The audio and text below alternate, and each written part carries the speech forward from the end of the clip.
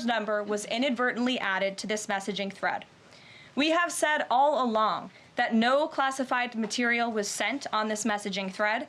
There were no locations, no sources, or methods revealed, and there were certainly no war plans discussed. The Atlantic has even admitted this themselves. Their release of these internal messages validates the truth, which we have been saying all along. If this story proves anything, it proves that Democrats and their propagandists in the mainstream media know how to fabricate, orchestrate, and disseminate a misinformation campaign quite well. And there's arguably no one in the media who loves manufacturing and pushing hoaxes more than Jeffrey Goldberg. Goldberg is an anti-Trump hater. He is a registered Democrat. Goldberg's wife is also a registered Democrat and a big Democrat donor who used to work under who? Hillary Clinton. This is the same Jeffrey Goldberg who infamously lied about weapons of mass destruction to get us into the Iraq War, which cost trillions of dollars and thousands of American soldiers. And how else has Goldberg discredited himself? By absurdly claiming that President Trump was Vladimir Putin during the 2016 campaign, by peddling the Russia, Russia, Russia hoax that tried to hijack President Trump's first term, by inventing the suckers and losers hoax to help Joe Biden in the 2020 election, by peddling a hoax about President Trump involving Gold Star families to help Kamala Harris in the 2024 election, which our campaign at the time vigorously denied. Jeffrey Goldberg didn't care. There's more, but we don't have all day, and we can now add this signal hoax to this very long list.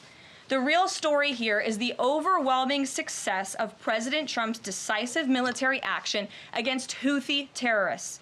On March 15th, President Trump ordered a series of military operations against the terrorist Houthis to defend U.S. shipping assets in the Red Sea, restore freedom of navigation for international shipping, and defend the United States from enemy threats.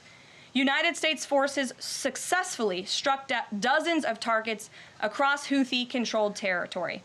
And as a result of these actions, several Houthi leaders were killed, including the Houthi drone chief, his deputy, and several of their drone experts and other key leaders. We also destroyed command and controlled facilities, weapons manufacturing facilities, and advanced weapons storage locations. And it's important to remember why this powerful action took place in the first place. Because of Joe Biden's incompetence and pathetic weakness on the world stage for years, the Houthi terrorists grew emboldened. Immediately after taking office in 2021, Joe Biden removed the Iran-backed Houthis from the foreign terrorist organization and specifically designated global terrorist list. Did anybody in this room ask the Biden administration at the time why they made such a stupid mistake? This reckless action undid the designation put in place by President Trump during his first term, and what followed was predictable and devastating. The Houthis targeted U.S. military ships and aircraft, hit commercial ships, including U.S.-flagged vessels, threatened our personnel overseas, and attacked our allies in the region. This resulted in more than a year of U.S.-flagged commercial ships being prevented from safely sailing through the Suez Canal, the Red Sea, and the Gulf of Aden. This had a massive negative impact on global trade of the economic security of the United States. Joe Biden was the commander-in-chief, and he sat on his hands while the United States of America was bullied and embarrassed by terrorists. President Trump and his team are putting a stop to these threats and restoring American strength around the world. The Trump peace through strength approach means no terrorist force will stop American commercial and naval vessels from freely sailing the waterways of the world. But unfortunately, this is not what the Democrats and the media want to talk about. They are focused on a coordinated campaign to try and sow chaos in this White House. And this has been the most successful first 2 months of any administration ever, which is exactly why they are doing this. We are not going to bend in the face of this insincere outrage. And here's just one example of how bad faith the Democrats' criticisms are. Democrat Senator Mark Warner is hysterical over the use of Signal, which is an approved decrypted app, and the killing of Houthi terrorists. But Senator Warner himself used Signal to work with a lobbyist for a Russian oligarch to connect with the disgraced Steele dossier author who started the Russia hoax, which Jeffrey Goldberg later reported on. How ironic. we're not going to lose focus of the bottom line, which is that Joe Biden's weakness enabled and emboldened Houthi terrorists, and President Trump's strength and resolve eliminated those terrorists. Here in our new media seat today, we have Lindsay Keith. She is the managing editor for Merit TV and serves as their White House correspondent. Merit TV launched 1 year ago and creates and distributes content across diverse platforms. We're glad to have you with us, Lindsay. Please kick us off. Thank you, Caroline. I appreciate it and this opportunity for Merit TV. Two questions, if I may. One on Signal, one on the economy. Sure. On Signal, how comfortable is the president with what was shared so far now that the chain has been released? The president's view on all of this remains the same today as it did yesterday. And I think it speaks volumes about the leadership of this president that he went directly to all of you, members of the press corps. He was asked, do you want someone else to go out and do a briefing? And he said, no, I will tackle this story. I will discuss it. The people need to hear from me about the situation. And so his thoughts on this remain the same today. He has placed great trust in his national security team. And as for the usage of Signal, as the president said yesterday, as the CIA director has testified under oath, this is an approved app. It's an encrypted app. The Department of Defense, the Department of State, the CIA has it loaded onto government phones because it is the most secure and efficient way to communicate. As for, again, the original situation in this messaging thread, the National Security Council, the White House counsel's office continues to look in to how this mistake, which the National Security Advisor has owned, occurred, and the president has ensured they are doing that. On the economy, consumer confidence hit a 4-year low this month. Can you help explain to the American people how tariffs will help them in the long run? Yeah, absolutely, and I'm grateful for the question. The American public will hear later this afternoon from the president directly on the topic of tariffs. And as you all know, April 2nd day, President Trump has proudly dubbed it Liberation Day for our country. What he means by that is it will be a day where the United States of America will no longer be ripped off by nations around this world. It will be a day where Americans finally see free and fair trade practices restored.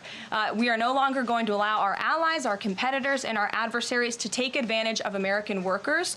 And if you think about your hometown and the state that you grew up, Main Street looks a lot different today than it did many years ago. And President Trump wants to restore America as a manufacturing superpower around the globe. He wants products to be made right here in our great country with great, hardworking American hands that will ultimately result in higher wages and more money in the pockets of the American people.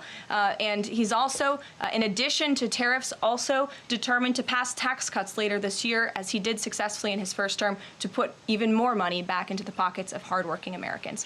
Peter. Caroline, if I can ask you very quickly about the information we've seen, just to set the predicate to all this. Has the president been briefed and physically seen he's seen all the details of the chat as printed by the Atlantic? I just spoke to the president about it, yes. Okay. Then let me ask you, if I can, very quickly. In the chat, Pete Hegseth, the defense secretary, details F-18s, Tomahawks, with some of the weapons that were used. He details the timing involved for this, all of which occurred 31 minutes before, as he says, F-18s would launch. The DoD manual details classified information as significant military plans, saying that is secret, that's classified. So what about, there are no methods, there are no sources, but that's not what determines what's classified. So what is it about what Pete Hegseth wrote that makes you say this is not classified? Well, it's not just me saying that, Peter. It's the Secretary of Defense himself who is saying this as well. And he put out a very strong statement earlier today listing all of the things that were not included in that message that he sent to the group.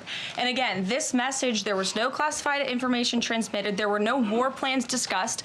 Why did the Atlantic downgrade their allegation about war plans to attack plans? They're now playing word games because they know this was sensationalist spin from a reporter who is well known for doing this. We have said all along no war plans were discussed, no classified material was sent. You have the Secretary of Defense saying that. You have the director of the CIA, the director of National Intelligence, the FBI director, all testifying to that under oath, and they should be trusted with that. To be clear, Americans can make the decision for themselves, but whether is the Sure. You said it's not war plans. Would you characterize these as military plans, military operation plans? I would characterize this messaging thread as a policy discussion, a sensitive policy discussion, surely, amongst high-level cabinet officials and senior staff. And I'm so glad, Peter, that you said the American public can decide for themselves, because I think the American public should decide for themselves based on the outcome of this operation. And what happened in this operation? Terrorists that were allowed to run wild by the Biden administration were killed because of the direction and the determination of this president and his team.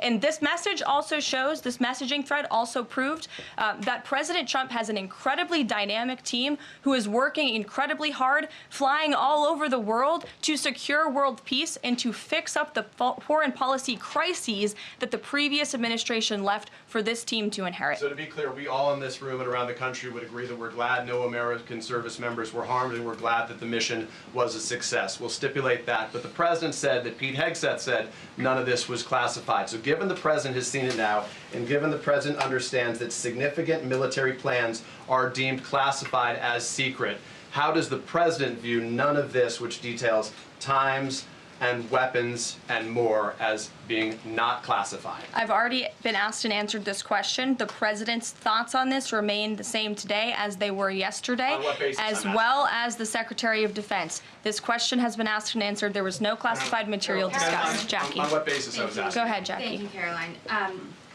So why aren't launch times on a mission strike classified? Again, I would defer you to the Secretary of Defense's statement he put out this morning. There were various reasons he listed, things that were not included in that messaging thread that were not classified. And again, going back to the American public, do you trust the Secretary of Defense, who was nominated for this role, voted by the United States Senate into this role, who has served in combat, honorably served our nation in uniform? Or do you trust Jeffrey Goldberg, who is a registered Democrat and an anti-Trump sensationalist reporter? This president and this national security team are putting our national security and the American people first. We are restoring American strength around the world, and the results of this operation speak for themselves. Putting aside Jeffrey Goldberg, though, just for for American service members who are going to have to carry out these missions in the future, what I guess the message that's coming from the response to all this that we're hearing is that nothing sensitive happened.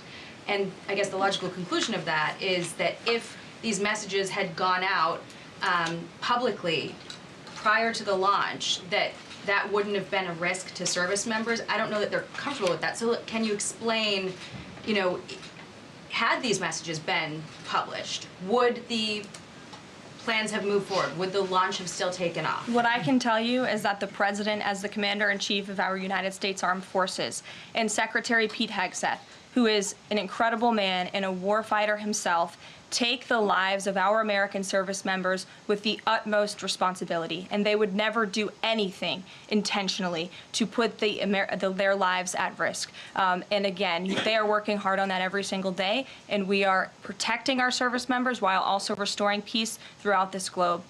It's something the previous administration has not done. And I would just add one more point. We are not going to be lectured about national security and American troops by Democrats and the mainstream media who turned the other cheek when the Biden administration, because of their incompetence, left 13 service members dead in Afghanistan, and not a single person in the previous administration was held accountable for that botched withdrawal. Joe Biden said, in fact, it was a great operation. That is despicable. It's unacceptable to this president and this Secretary of Defense. The National Security Advisor has taken responsibility for this inadvertent number being added to the messaging thread. But above all, we take the lives of our troops, safety, security, prosperity around the globe with the utmost seriousness. And on Goldberg's intentions, do you believe Jennifer, that he go would ahead. release that to embarrass the administration ahead of the worldwide threats? Jennifer, go ahead. Given what you've said about the president's trust in his national security team, can you say definitively that no one will lose their jobs? No one will lose their job at all because of this signal situation? What I can say definitively is what I just spoke to the president about, and he continues to have confidence in his national security team. Caroline, one more. Can I ask one more, Karen? On the targets in Yemen on March 15th, can you say were 100% of the targets that were planned for March 15th, were they all destroyed? Because that would be an indication if if some of them were moved or they were not all hit, that maybe perhaps some of the enemies were able to get some of the information in that signal strength? What I can say about the operation is what the Department of Defense has put out there. I would refer to them for any further operational details.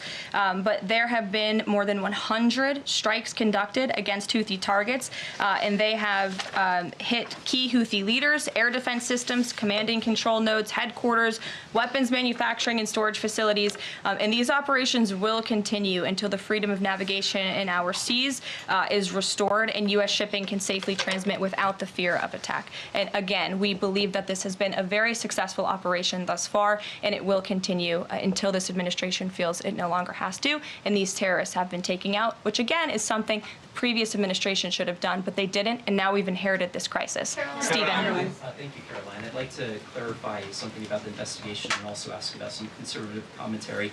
On the investigation, Mike Waltz said last night that he had spoken to Elon Musk about figuring out how Jeffrey Goldberg's number got in his phone. You mentioned the NSC and the White House counsel's office investigating. Can you just clarify who is investigating, who's leading that, and also Dave Portnoy, who endorsed President Trump, said today that he thinks that Mike Waltz should leave. Could you respond to that? Sure. Great respect for Dave Portnoy, but I just answered that previous question from Jennifer. As for your original question about who's looking into the messaging thread, the National Security Council, the White House counsel's office, and also, yes, Elon Musk's team. Elon Musk has offered to put his technical experts on this to figure out how this number was inadvertently added to the chat. Again, to take responsibility and ensure this can never happen again. Caroline, I have two questions. One on a follow-up on something you just said. But since we have these messages released, and you said that the president has now personally reviewed them, at the chat at one point, Pete Hegseth wrote 14-15 strike drones on target, and in all caps he said, "This is when the first bombs will definitely drop." Does the president feel that he was misled by his national security advisors, whoever it was that told him there was no classified information in there, now that he's seen these messages? I've now been asked and answered this question 3 times by the both of you, and I've given you my answer. The president feels the same today as he did yesterday. Okay, Philip. on my follow-up on what you had just said. No, go ahead, Philip. Caitlin, I'm not taking your follow-up. Philip, go I have ahead. a follow-up on something you just said, though, Caroline. That's Caitlin, regarding I'm not Jeffrey taking your Goldberg. follow-up. Philip, go ahead. I have called on you. Thank The you. Vice President seemed to express some frustration that Europe wasn't doing more to police waterways in their backyard, noting in that signal thread that 40% of European trade goes through the Suez Canal. Does the President share that opinion and frustration? And then going forward, should the Europeans be responsible for policing that waterway? Well, the president was asked this question yesterday by the pool in the cabinet room, and he answered this question. He said yes, he believes that Europe has been, as the vice president put it, freeloading on the backs of American taxpayers and off the backs of the United States of America, and he wants to ensure that Europe pays their fair share. He's always been very honest and upfront about that, and I think the vice president shares those concerns with him as well. And then one more. Sure. Enlisted soldiers, sailors, and Marines would face consequences if they shared this type of information inadvertently with a reporter. Can you tell us more why the president is so willing to give Mike Waltz a mulligan here? Again, I have now been asked and answered this same question using different language multiple times. If anybody has another question, there's a lot of different things going on in the world.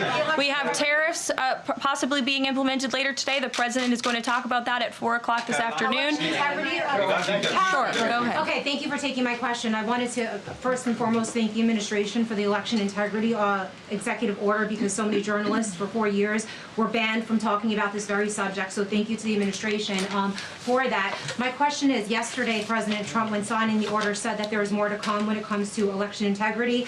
Would that include same-day voting and hand-counted paper ballots? And why are Democrats so against election integrity measures like obviously proof of citizenship when it comes to voting in a United States election? Well, it's a very good question. You'll have to ask the Democrats why they're against so many common sense things, not just mandating voter ID. Why are they against men and women's sports? Why are they against deporting foreign terrorists from American soil who have been designated a foreign terrorist organization? I'm referring to Tren de Aragua. As for the election integrity executive order that the president signed yesterday, this is in an effort to restore trust in American elections. There were more than 10 steps taken taken, 10 executive actions taken throughout this one order. It directs the department, or the Attorney General rather, in Homeland Security to prevent non-citizens from any involvement in administering elections. There's also another host of actions. We can provide the fact sheet for you, but it's a very strong election integrity executive order, and the president would also like to see Congress do something about this very important issue as well. Sure, go ahead. Caroline, the Republicans and Democrats alike have been expressing some concern about the frequency with which senior Trump officials have been using the Signal app. Has there been discussion, or will there be a review about how often they use Signal, and if you could explain to us how they might be considering other applications to get away from something like this happening again? Sure. Well, again, first of all, Signal has been an approved app for government use. It's an encrypted app, and as I said, it's the most safe and efficient way of communicating, especially when people can't be in a skiff or inside a room physically together. I think, as the president said yesterday, he wishes that everybody could be in the room, and it's our goal to ensure that everybody can be. But again, no classified information was discussed in this chat, and any time classified information is discussed amongst high-level officials across this administration, secure lines of communication are used, including, by the way, our special envoy, Steve Witkoff, who I understand the Wall Street Journal erroneously reported that he was on this Signal chat on a personal device while in Moscow. That is absolutely false.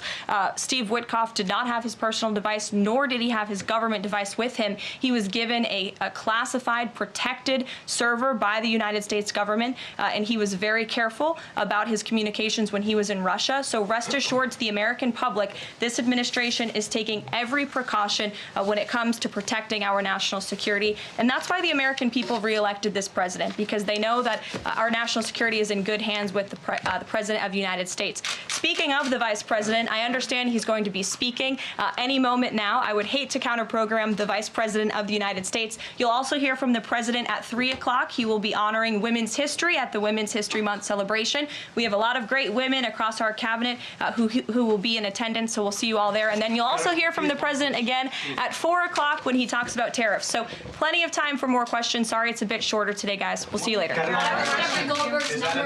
All right. Well, how was that for a weekly press briefing? This was, in my opinion, the most tense press briefing that Caroline Leavitt has been a part of. She was really pressed multiple times on this this story from The Atlantic. By now, you know the ins and outs of the story. But the bottom line in here is, how do you define the word classified?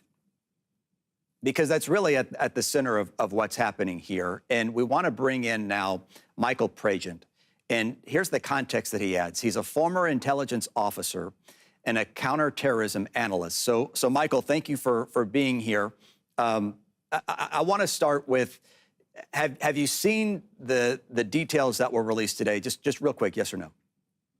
Yeah, absolutely. Okay, so let's put them on the screen so our viewers can see kind of this newest thread that was released, because according to The Atlantic, this sheds more light. They said they didn't post this initially because they felt that this was information that should not be shared publicly. But when the president and his team criticized Goldberg, the journalist, in his publication, The Atlantic, they felt it was necessary to come forward. So here you're looking at a post by Pete Hegseth on that Signal, that encrypted app that went to other members of the national security team. When you're looking at this information, Michael, it outlines specific aircrafts, in this case, F-18s. What else do you see in this that you say, yes, that's classified, or no way is that classified? The most important thing here that's being ignored or bypassed is the start time. That H hour, that 12:15 Eastern Standard Time H hour, meaning go hour, or 0 hour, is classified at the top secret level. These placards behind me are from the 82nd Airborne Division. I served in the military for 20 years. Our motto is H-, because my unit jumped out of airplanes before H hour in World War II. H hour is the most sensitive and classified detail of an operational plan. Yes, targets are classified. That's already understood. Yes, locations are classified. That's understood. But the first time that document gets a classification is when the operation gets a name and when the operation gets a go time. And that's what was compromised in this signal transmission. So let me show our viewers now what Pete Hegseth, Secretary of Defense, posted on X this morning. All right, let's pull that up and I'll walk our viewers through it. So let me get this straight. The Atlantic released the so-called quote-unquote war plans, and those quote-unquote plans include no names, no targets, no locations, no units, no routes, no sources, no methods, and no classified information. Michael, how would you respond to a text like that? I would, I've already responded to it. And I said, hey, Pete, you disclosed the start time. That's classified. And if you go into the text, you know, unfortunately, National Security Advisor Mike Waltz confirms a target was hit. Their head missile guy was hit. That's classified. And this declassification authority that Secretary of Defense is supposed to have is after an operation, not while live streaming the operation or live texting the operation on Signal. It's for after if it's warranted. He does not have the power to declassify information in real time to a Signal chat. And I've worked for General Kurilla, who's at CENTCOM when he was a lieutenant colonel in Iraq, and I know he's upset about this. There is no one in the operational side that wears a uniform that is not upset about people in DC who are not part of this operational plan basically talking about it while it's happening. And against a more sophisticated enemy, we would have casualties. If this is a more sophisticated enemy, they would be able to penetrate Signal. They would be able to set up an air defense ambush that would put our pilots at risk. Listen, I'm a Trump supporter, but you have to be able to criticize mistakes inside the administration. And this is embarrassing. Yeah, this look, could have cost lives against a more sophisticated enemy. I appreciate the honesty, Michael. I really do. And that's what these news programs should be all about, is here are the facts, and then you at home decide what you feel is the best way to move forward. You mentioned another part of that text. I want to read this to you. This was from Michael Waltz. He says, you know, typing too fast about a previous message that he posted. The first target, their top missile guy, this is what you're talking about. We had positive ID of him walking into his girlfriend's building, and it's now collapsed. So, you know what that is? That's a source in the method. Sorry to cut off your question. No. Look, that's why we brought you on. Cut me off. The other side, you heard Caroline Leavitt, right? And you saw Pete Hegseth's response. No locations were mentioned. You could argue this is a location, right? It doesn't give me the address. I don't know where. I don't know girlfriend. I don't know who the missile guy is. But people in command chains do. Is that the source? Go ahead. I'm a former intelligence officer. We recruit sources on the ground that put themselves at risk to be able to identify the top missile guy walking into a hotel room after seeing his girlfriend or to see his girlfriend. That source is now compromised. That source no longer trusts U.S. intelligence, and it makes it difficult to develop intelligence to go after terrorists when you have this callous cheerleading taking place on a Signal lab by the Secretary of Defense. It was Pete Hegseth, and if you watch the testimony today, Tulsi Gabbard said this was on the Pentagon. Everybody said this was on the Pentagon without saying that. And then they kind of tried to rush and protect Hegseth from this. Hegseth needs to talk to the Senate. He needs to be brought in to speak to them, also to the House Intelligence Committee, and talk about this. This is not something that you should post something like he did, trying to be cute about what happened. This is classified information, and it's embarrassing. And this is coming from a Trump supporter who supports Rubio, Radcliffe, and Waltz. But I've had my questions about Hegseth and Tulsi Gabbard based on their experience or lack of experience. Michael, I want to pause for a second, and I want to let our viewers who may just be tuning in to hear directly from Press Secretary Caroline Leavitt just moments ago addressing this issue. Let's listen together. Caroline, if I can ask you very quickly about the information we've seen, just to set the predicate to all this. Has the president been briefed and physically seen he's seen all the details of the chat as printed by the Atlantic? I just spoke to the president about it, yes. Okay. Then let me ask you, if I can, very quickly. In the chat, Pete Hegseth, the defense secretary, details F-18s, Tomahawks, so some of the weapons that were used. He details the timing involved for this, all of which occurred 31 minutes before, as he says, F-18s would launch. The DoD manual details classified information as significant military plans, saying that is secret, that's classified. So what about, there are no methods, there are no sources, but that's not what determines what's classified. So what is it about what Pete Hegseth wrote that makes you say this is not classified? Well, it's not just me saying that, Peter. It's the Secretary of Defense himself who is saying this as well. And he put out a very strong statement earlier today listing all of the things that were not included in that message that he sent to the group. And again, this message, there was no classified information transmitted. There were no war plans discussed.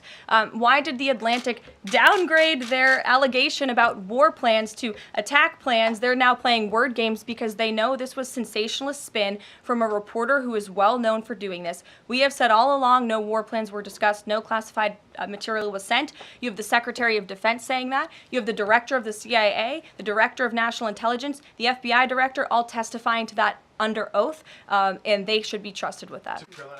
So, Michael, one thing that I think the American people want to see happen is, how did it happen?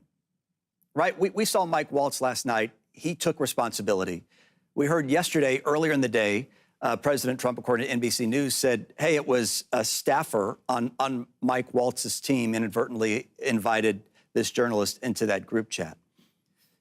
Look, I'll be honest, I'm not perfect.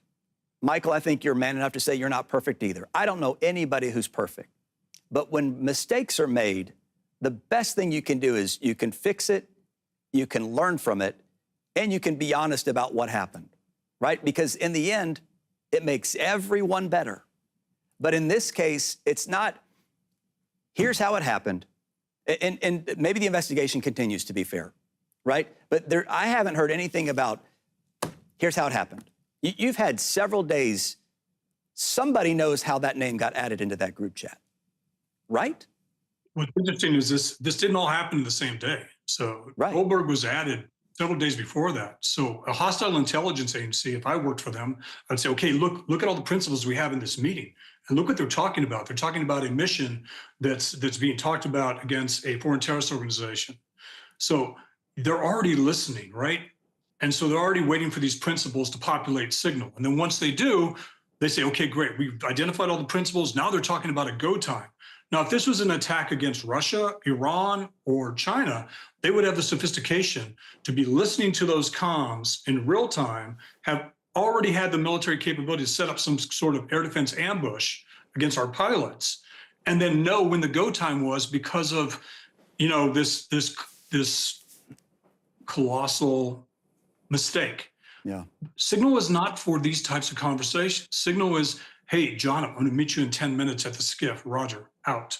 That's it. Not for, hey, should we do this? Should we not? I don't know if we should do this. It's embarrassing. But this is a cool club that Trump put together, right? You got Vance, a former Marine. You got Pete Hegseth, a former Army guy. You got a former Special Forces guy, and Mike Waltz. You got Tulsi Gabbard, a medical service officer. So they formed this little club where, hey, we're going to go kill bad guys. Yeah. And instead of letting the professionals do it, they leak it to our enemies. Right.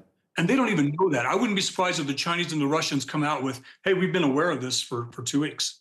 Yeah, wouldn't that be This is something? what we were looking at. Yeah. And you know what? Now they've identified those cell phones that they use. They've identified those selectors, and they have them especially set aside to be targeted by their intel assets. That's how bad this is. Yeah. Michael, again, full transparency, thank you. Thank you for walking us through that. I do want to turn now to our political director, Lindsay Keith. You saw her. She had that front row seat in the new media seat today at the briefing. Lindsay, there was a question from one of your new counterparts there in the White House press briefing room that I thought was interesting. Had these plans been released publicly, would the U.S. still have moved forward with the attack plans as listed? Fair question, right? Yeah, it's an interesting question. And, you have the Secretary of Defense who ultimately is saying that these were already released to our counterparts in the region. So they already knew about them during this text chain. And that's why they're saying this was not confidential. We had already shared it with our allies there, and they were aware of our movements. But at the end of the day, back to what Michael Pregent was saying, there is concern, even from the military community, about the the level of information that was shared on this text chain, on this signal chain. And the White House has been clear, and I don't think anyone questions if they are allowed to use this at this point. That has become evident. But what hasn't become evident is what is being distinguished between confidential and not. And Caroline Leavitt today made it clear in her briefing that from the administration standpoint, this is not classified information, but it really, in many people's perspective, flies in the face of what normally is classified. And that is where there's a lot of head scratching going on because other information like this typically is classified. And that's where these questions are going into play. But the administration continues with their line of reasoning that this is not classified and it's the jurisdiction of the Pentagon, which is Pete Hegseth, the defense secretary, and he has deemed it not classified. And as you heard her answer many times, and in my question, if the president was comfortable with the type of information that was shared, and she said, yes, he's very comfortable with it. He had no problem with it, even after seeing what was released today by The Atlantic. Right. Here we are, day 3, talking about this same story, and rightfully so. And you had the opportunity in that press briefing just moments ago to kick it off. Let's watch together. Here in our new media seat today, we have Lindsay Keith. She is the managing editor for Merit TV and serves as their White House correspondent. Merit TV launched 1 year ago and creates and distributes content across diverse platforms. We're glad to have you with us, Lindsay. Please kick us off. Thank you, Caroline. I appreciate it and this opportunity for Merit TV. 2 questions, if I may. One on Signal, one on the economy. Sure. On Signal, how comfortable is the president with what was shared so far now that the chain has been released? The president's view on all of this remains the same today as it did yesterday. And I think it speaks volumes about the leadership of this president that he went directly to all of you, members of the press corps. He was asked, do you want someone else to go out and do a briefing? And he said, no, I will tackle this story. I will discuss it. The people need to hear from me about the situation. And so his thoughts on this remained the same today. He has placed great trust in his national security team. And as for the usage of Signal, as the president said yesterday, as the CIA director has testified under oath, this is an approved app. It's an encrypted app. The Department of Defense, the Department of State, the CIA has it loaded onto government phones because it is the most secure and efficient way to communicate. As for, again, the original situation in this messaging thread, the National Security Council, the White House counsel's office continues to look in to how this mistake, which the National Security Advisor has owned, occurred, and the president has ensured they are doing that. Lindsay, you have sat in on, and I, sitting here, have watched the vast majority of the press briefings that Caroline Leavitt has hosted since Trump has reclaimed the White House. This was the most tense one that I've seen. Would you agree? Because right after she answered your question, several of your counterparts from other networks hammered her time and time again about the exact same issue. Yeah, it was really about this one issue mainly. I got a question in about the economy as well, which I know the American people care about, and that's why it was important for us to ask that.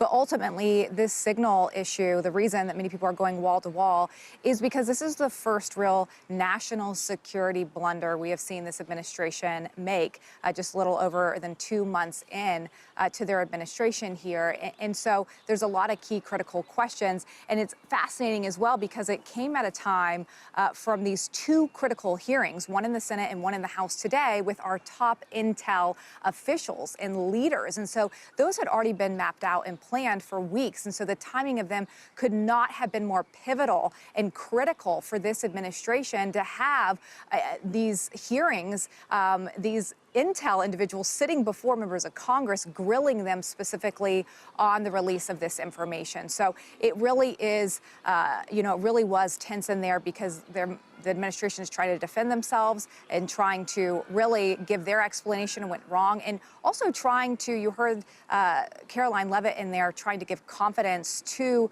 the members of our military and around the country who do protect us. And there was question even from Michael Pregent about sources being put out there and concern about us losing ground, which is, when we talk about intelligence, is people gathering that intelligence oftentimes and their lives maybe being in question. But Caroline said, that they have that within their scope and they consider all that, and that the American people should feel confident and the military should feel confident that this administration has their back. You know, again, we're talking about this now for a third straight day. And we should be talking about this because it's a serious story. But, you know, this question of, well, how do you define classified? Right? I mean, isn't that what the White House is pulling on here? Instead of potentially saying, darn it, we messed up. And this person who worked under this person who was tasked with this job made a mistake. And you know what we're going to do? We're going to take care of that internally. We're going to do whatever we need to do. Maybe that person will lose their job. Like, we're not talking about that. And potentially because of that, Lindsay, couldn't the argument be made this story will continue to just percolate? It will continue to percolate, you know, like any good media cycle until something else takes over. That's how we see with this administration that has this onslaught approach to how they handle things. We know that she said the president was going to put tariffs on manufacturing, on automakers this afternoon. Obviously, that will get a lot of attention as we saw consumer confidence hit a 4-year low this month as those reports came out yesterday. But at the end of the day, I think one of the reasons this has become the story is for two reasons. One, because of those briefings that are happening, those hearings that are happening in Congress, keeping that story energized and going, and because also the administration has not always had the same line of reasoning from every single member of this administration. We heard yesterday in the Senate intel briefing about global threats that there was nothing that was concerning in this chain, that there was no classified information. And then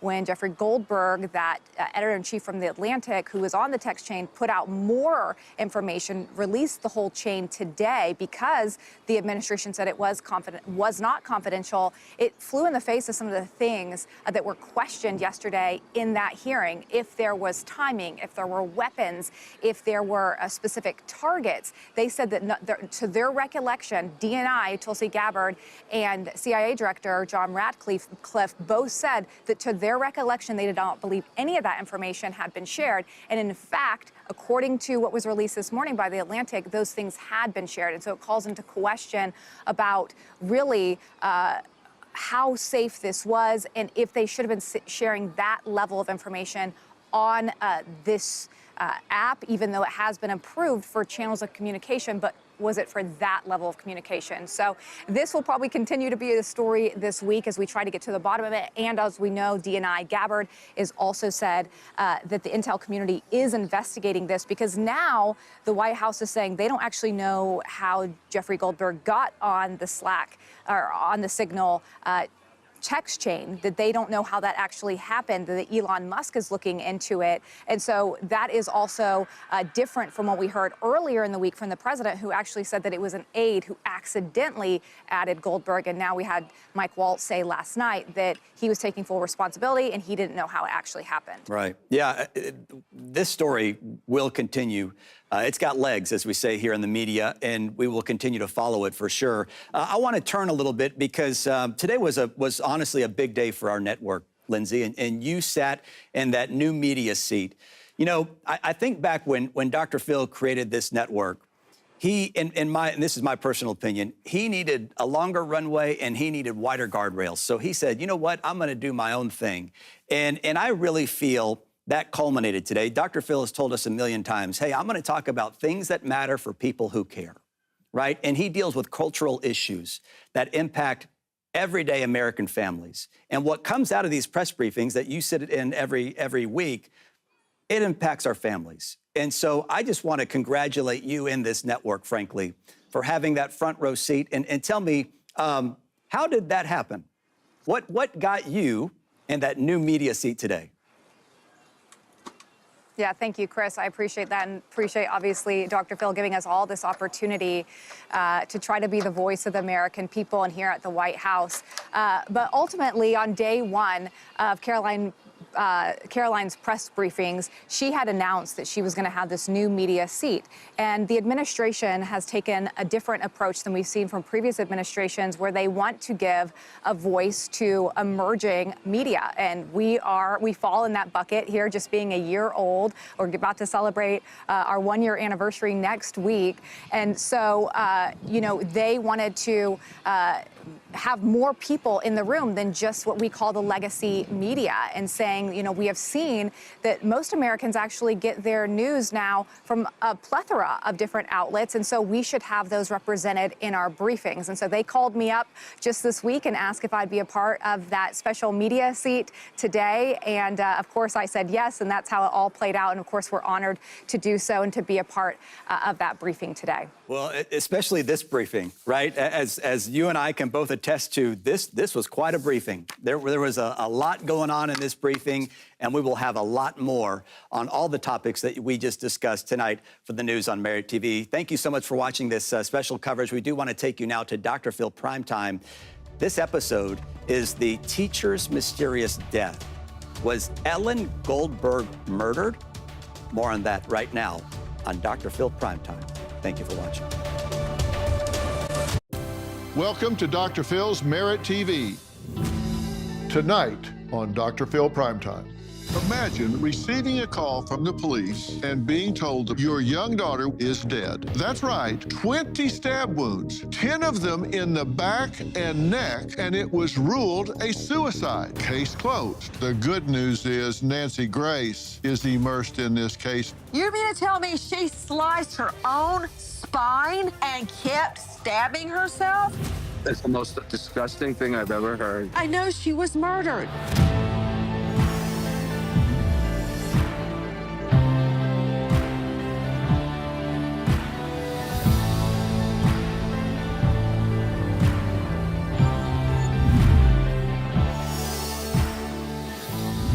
Imagine receiving a call from the police and being told the person you love the most, your young daughter with her whole life ahead of her, is dead. You also find out it was a horrific and painful death. 20 stab wounds, including a kitchen knife lodged deep into her chest, but also with wounds to the back of her head and neck. Believe it or not, that horrific news was just the beginning of a 14-year nightmare for the parents of 27-year-old Ellen Greenberg. The medical examiner initially ruled the beautiful Philadelphia teacher's death a homicide. But then, after a clandestine meeting between police and the medical examiner, it was mysteriously changed to suicide. That's right, 20 stab wounds, 10 of them in the back and neck, and it was ruled a suicide. Case closed. Tonight, after more than a decade of fighting for answers, the medical examiner's office has agreed to reopen Ellen's case. Now, Ellen's parents will join us tonight in an exclusive primetime interview. Nancy Grace will also weigh in. She is one of Ellen's fiercest advocates and covering the case on her Merit TV show, Crime Stories with Nancy Grace. And believe you me, she is fired up. Can I boil it down for you and get a simple yes, no? Ellen was stabbed 20 times in the back of the neck, the back of the head, covered in bruises. Yes. That's not suicide. Yes, no. No, it's not suicide. I'll plainly say that. They've been through a 14-year nightmare, and the good news is Nancy Grace is immersed in this case now. In fact, you've written a book about this case, What Happened to Ellen, which people can be able to get and read on April 22nd. Give us the facts of this case so you can get everybody up to speed. Dr. Phil, first of all, thank you for inviting me on this very important issue, because if this can happen to Ellen, it can happen to any of us. I mean, I'm not, obviously, a medical doctor. I'm a trial lawyer. But how can a woman, a young, beautiful woman, bride-to-be, who has just sent out her save the dates for her wedding, How can she be stabbed 20 times? And I want to correct that. We know of 20 times. Dr. Phil, you and I have discussed many times when there are multiple stab wounds that very often stab wounds overlap each other. In my mind, there are more than 20 stab wounds, but I'll go with 20. How can this young woman stab herself in the back of the neck, the back of the head? There's a huge gash up here, Dr. Phil, up here. Now, how did she do a horizontal gash across her head? And another thing I've learned from very carefully reviewing the autopsy and discussing it with multiple experts, she had to do a hand change. What do I mean by that? You know, a lot of people, they'll have their knife in one hand and their fork in the other, and then when they cut their steak, they transfer it, they cut with the knife, and then they use the fork to pick it up. To do what she did, to do what was done to her, correction, she would have to transfer the knife, okay, in the middle of the suicide. When I learned this, and when I learned what happened at that murder scene, how it was cleaned up professionally, and so much more, I knew I had to speak out.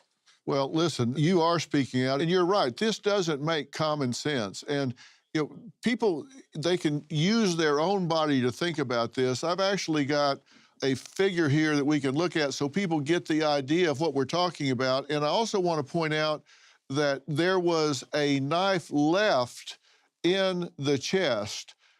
And we'll talk about the significance of that in a minute, but so people can look at this, there are also multiple stab wounds where every one of these X's are in the front, and then we turn around so we can see all of these X's are where the autopsy report says these stab wounds were. And I'm not the most flexible person in the world, but I can't even reach some of these areas, Nancy. Being stabbed is very painful.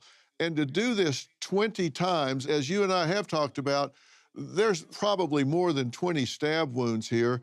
And then to leave this knife is left, and of course this would be, the theory would then be that this was the kill shot at the end. Why would someone do this? And I can tell you from a psychological standpoint, it doesn't meet the psychological profile of this individual. This wasn't someone that was prone to self-hatred and rage that would just attack themselves in this way. This wasn't this person's psychological profile. No, Dr. Phil, again, this is not my bailiwick, it's yours, but just being a trial lawyer that's tried a lot of homicide cases, think about Ellen's actions, which is a whole other psychological aspect of this. But I want to come back to the wounds because I've got some news that's going to just knock you out as it did me the first time I heard it. But that day, she had a beloved first grade class. She loved teaching, Dr. Phil. And a blizzard set in that day, okay? So everybody got to go home early.